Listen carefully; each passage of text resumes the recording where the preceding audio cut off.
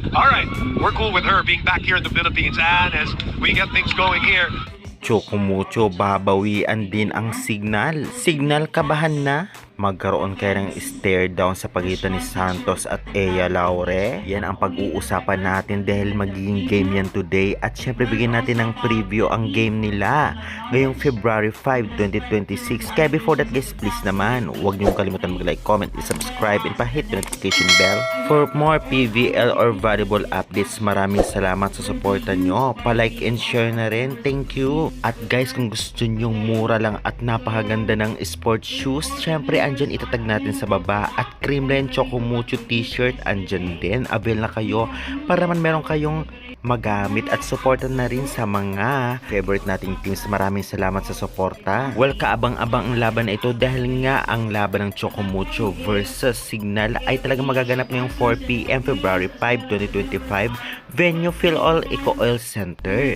Tiyak na mapupuno naman ito ang venue dahil nga sa dami ng supporters ng dalawang team at parehong malakas ang team.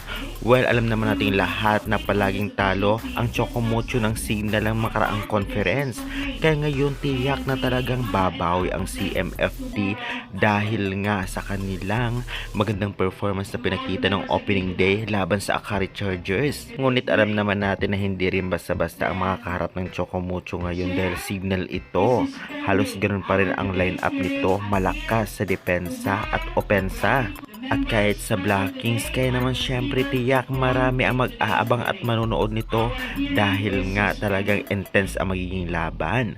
Magkaroon din kaya ng stare down sa pagitan nitong ngang si Cici Rondina or Ea Laure versus Santos na alam naman nating sanay na sanay dyan.